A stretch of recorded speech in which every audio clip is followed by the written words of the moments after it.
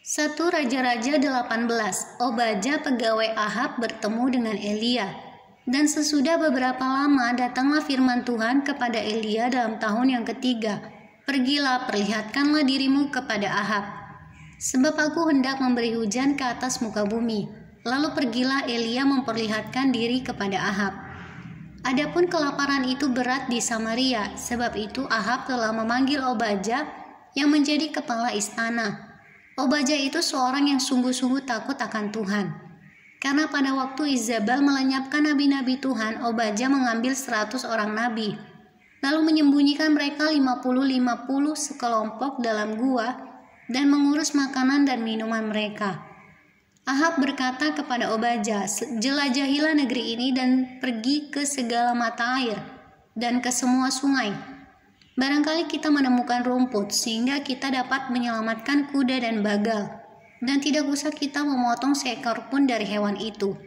Lalu mereka membagi-bagi tanah itu untuk menjelajahinya. Ahab pergi seorang diri ke arah yang satu dan Obadja pergi ke arah yang lain. Sedang Obadja di tengah jalan, ia bertemu dengan Elia.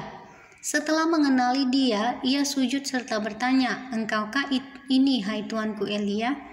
Jawab Elia kepadanya, "Benar, pergilah, katakan kepada tuanmu, Elia ada."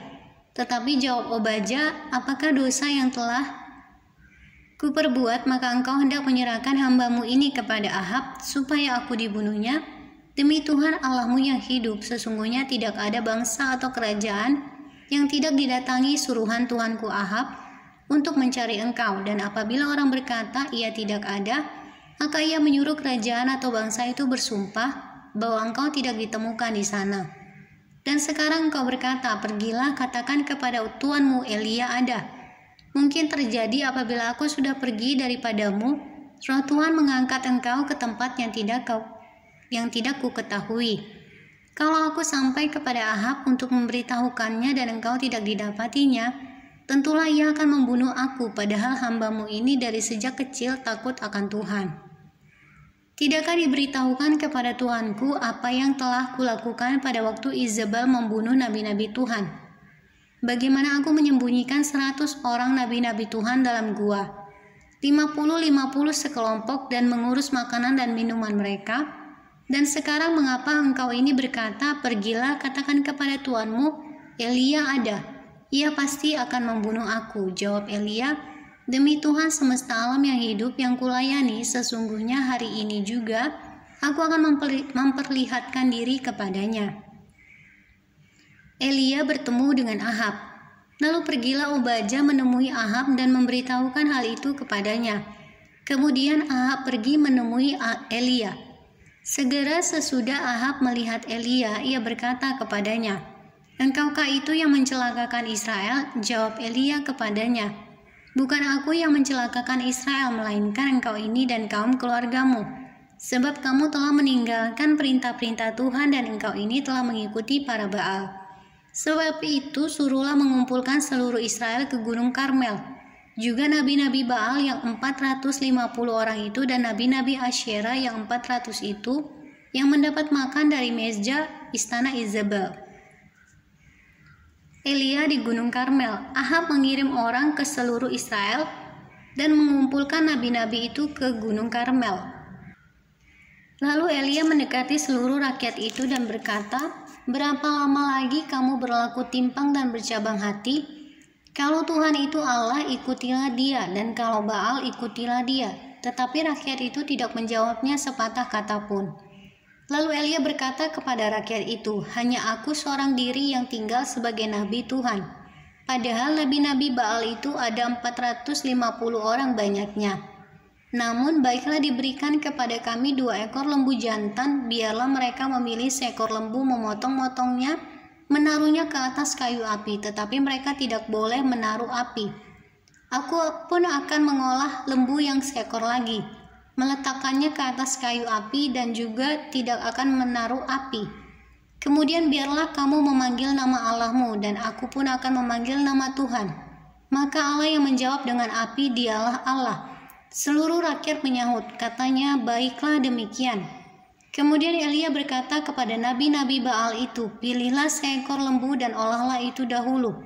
Karena kamu ini banyak, sesudah itu panggillah nama Allahmu, tetapi kamu tidak boleh menaruh api." Mereka mengambil lembu yang diberikan kepada mereka, mengolahnya dan memanggil nama Baal dari pagi sampai tengah hari. Katanya, "Ya Baal, jawablah kami." Tetapi tidak ada suara, tidak ada yang menjawab. Sementara itu mereka berjingkat-jingkat di sekeliling mezbah yang dibuat mereka itu. Pada waktu tengah hari, Elia mulai mengejek mereka. Katanya, "Panggillah lebih keras. Bukankah dia Allah? Mungkin ia merenung, mungkin ada urusannya, mungkin ia bepergian, barangkali ia tidur dan belum terjaga." Maka mereka memanggil lebih keras serta menoreh-noreh dirinya dengan pedang dan tombak, seperti kebiasaan mereka, sehingga darah bercucuran dari tubuh mereka. Sesudah lewat tengah hari, mereka kerasukan sampai waktu mempersembahkan korban petang. Tetapi tidak ada suara, tidak ada yang menjawab, tidak ada tanda perhatian. Kata Elia kepada seluruh rakyat itu, "Datanglah dekat kepadaku." Maka mendekatlah seluruh rakyat itu kepadanya. Lalu ia memperbaiki mezbah Tuhan yang telah diruntuhkan itu. Kemudian Elia mengambil 12 batu menurut jumlah suku keturunan Yakub. Kepada Yakub ini telah datang firman Tuhan, "Engkau akan bernama Israel." Ia mendirikan batu-batu itu menjadi mezbah demi nama Tuhan dan membuat suatu parit sekeliling mezbah itu yang dapat memuat 2 sukat benih. Ia menyusun kayu api, memotong lembu itu dan menaruh potongan-potongannya di atas kayu api itu.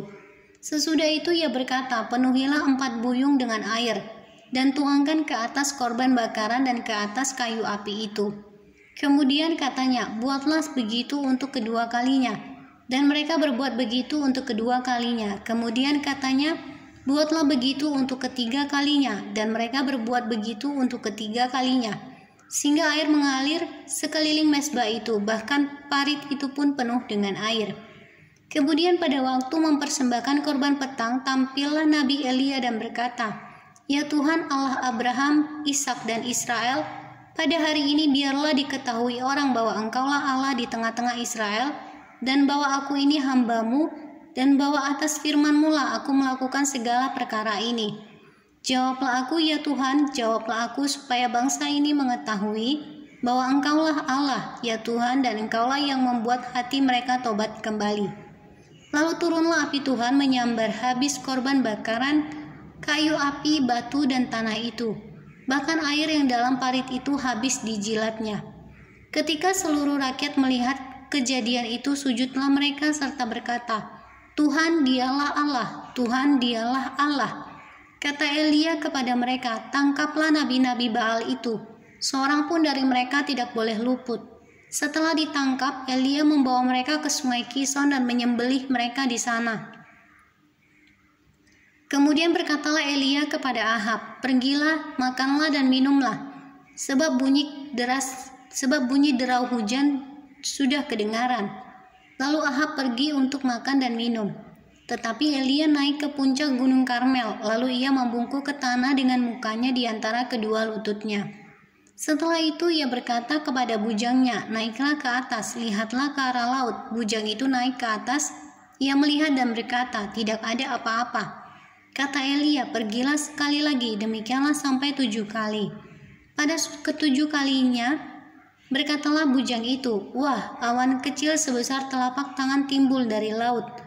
Lalu kata Elia, "Pergilah, katakan kepada Ahab, pasang keretamu dan turunlah, jangan sampai engkau terhalang oleh hujan." Maka dalam sekejap mata langit menjadi kelam oleh awan badai, lalu turunlah hujan yang lebat. Ahab naik kereta lalu pergi ke Yezreel. Tetapi kuasa Tuhan berlaku atas Elia. Ia mengikat pinggangnya dan berlari mendahului Ahab sampai ke jalan yang menuju Yezreel.